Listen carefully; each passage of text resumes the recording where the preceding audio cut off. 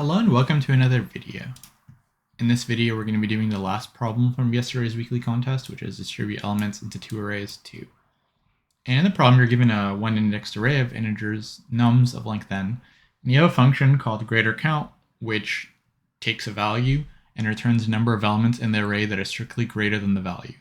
You need to distribute all elements of nums in between two arrays using n operations. In the first operation, put the first element in array 1, second operation, put the second element in array 2 afterwards. If array 1 greater count of the value is greater than array 2, put it in array 1. If it's the reverse, put it in array 2. If there's a tie, put it in the one with less elements. And if there's still a tie, put it in array 1. So in example 1, let's take these two arrays 1 and 2. So 2 goes into the first one, 1 goes into the second one. Then for 3, both of these arrays have 0 elements greater than 3. So 3 automatically goes into, so both of those arrays have no elements greater than 3 and their length is equal. So this is a tie. So you will put it into array 1. Then for the next 3, they still have no elements strictly greater than 3, but you want to put it into the one with less elements. So that'll be array 2. So you will have 2, 3, 1, 3. That's that. Okay, let's look at example 2. So we have our two arrays again, and we put 5 into array 1, 14 into array 2. Then for 3, both of these arrays have one element greater than 3. They're both the same length, so tie goes to array 1. Then for 1, this array has more elements that are greater than 1, right? It has 2, this one only has 1, so 1 goes in here. And 2 goes in here too, because this has 2 elements that are greater than 2. So we should have 5, 3, 1, 2, 14 when we concatenate these two arrays, and that's what we get. Let's take a look at the last one. So the last one is 3, 3, 3, 3. And obviously, no matter how you put it, you're always going to get 3, 3, 3, 3, so that one doesn't really matter. So the main thing for this is there's 10 to the 5th numbers. So you need to be putting your items in your arrays in n log n time or better. Log n time or better to get an n log n solution or better. Because basically what you need to be doing is, like, let's just walk through a couple of these numbers. So this is our nums array. So let's just write this. This is nums. We can make this bigger. So nums. Then we have array 1. And then we have array 2. And so we're going to put the first element of nums into array 1, right? That's the first operation. Second element is going to go into array 2. And then from then on, like we're on this element, from then on, we basically need to figure out for each element how many elements in the array are bigger, which we can do using like a binary search, right? So that's fine. But then the problem is we need to put it in, in order to figure out how many elements are bigger using a binary search, these arrays have to be sorted, or there has to be like some kind of sorted thing here, right? Like maybe we'll have these two arrays, but then we have to have like a sorted version of these two arrays as well to figure that out. So we can have like let's say for this array we'll have 5 and we'll have some elements, but then we need to have a sorted version. And then anytime we need to put in a new element, we need to put it into the sorted version. But as you know, putting an element into like the middle of an array is not a log n or better operation. It's O of n. So ideally, we need to have a data structure that is a sorted array that we can put in elements in a sorted order in log n. And so there's kind of two main ways to do this problem. One is a significantly harder solution with a segment tree, where you sort your numbers and do some other stuff. If you're interested in that solution, just like ask me and I can show it. But it's significantly harder. The easier one is, I believe in C++ there's a sorted set, and in Python there is a sorted list that you can use. And so what a sorted list lets you do is so it's basically a list that you can like access all the elements in just like a normal list. But when you add an element, it will insert it in sorted order in log n time. And now that we have that, now it's pretty easy to do. Like you just import this thing, the sorted list, and now let's like walk through what will happen essentially. So we're going to show these two sorted lists on the left here, and then this will be like our actual arrays. And to see now that we have a sorted list, like you can easily just binary search for a value to figure out how many values are greater than your value. And you can use a so this sorted list also has like a bisect, which I don't use very often. It's just like a built-in binary search function, so you can actually bisect right. And what that will do is it will give you the insert position of that item into the sorted list, and we'll kind of see how you can use that. So essentially what will happen here is this array 1, we'll maintain the sorted version of this as well, like maybe, I guess we can maintain it on the right or something. Yeah, that would probably be fine. So we'll maintain the sorted version on the right. So let's just copy this and put it over here.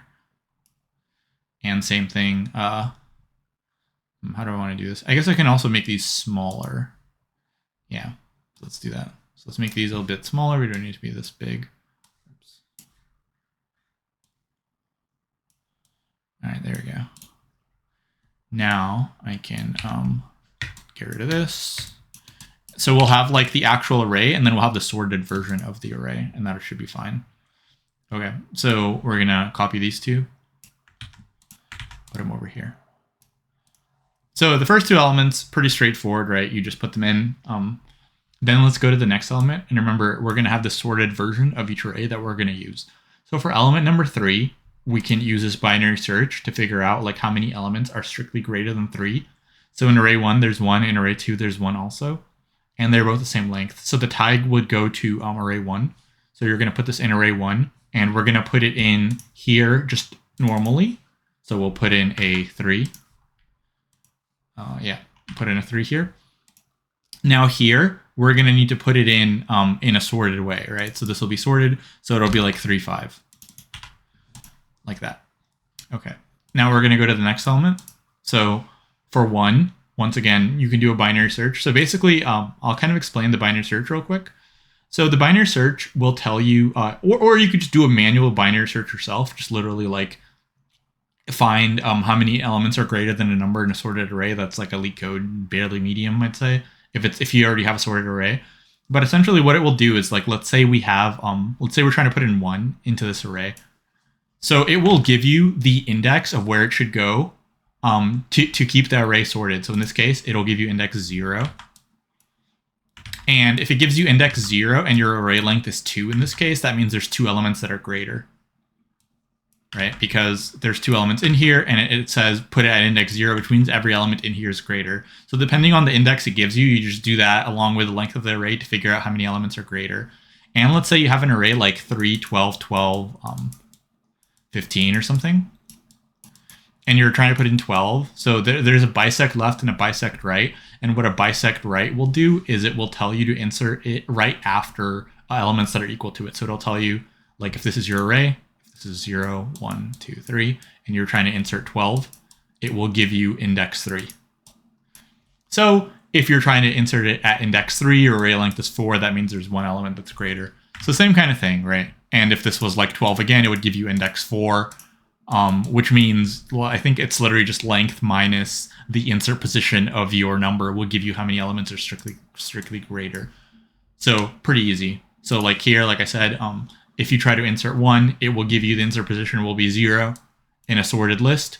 And because the length is 2, it's just 2 minus 0. So there's 2 elements that are bigger here. Similarly here, it will also give you 0, and the length is 1. So there's 1 element that's bigger here. So because there's more elements that are bigger here, this number should go here. So we are going to put it in here just like normally. So we'll just put in a 1. Let's get rid of this, actually. Try to get rid of it. Okay, delete. Can I delete it? Yeah, okay. So we'll put in a 1. And then here we're going to put it in sorted order, so this should be 1, 3, 5. So like this. Okay. Now we'll go to the next one. So for 2, once again, this is going to win. And the insert position here will be at index 1. So insert position is index 1, length is 3. That means there's 2 elements that are bigger. So this is going to win. So we're going to put in the 2 here. Yeah. So put in the 2 here and put it in here as well in sorted order. So it'll be 2, 3, 5. All right. 29. So for 29, there is 0 and 0. which means we're going to put it into the one with less length. So for 29, this would give you 4 and its length 4, and this would give you 1 and its length 1. So it's going to be 0. So 29 we're going to put into the smaller one. So we'll put a 29 here normally, and then we'll put a 29 here in sorted order. So you can see like how easy this is with a sorted list. It's like a pretty, it's like closer to a medium problem now that you know sorted lists exists. Now, one small thing here, you know, if you don't want to import a sorted list, if you want to learn like how to do it, you can make it using like a red-black tree, I believe, or an AVL tree, which I haven't looked into, and you can do some other stuff. I'll probably look into that in more detail and like make a video on how to make a sorted list from scratch.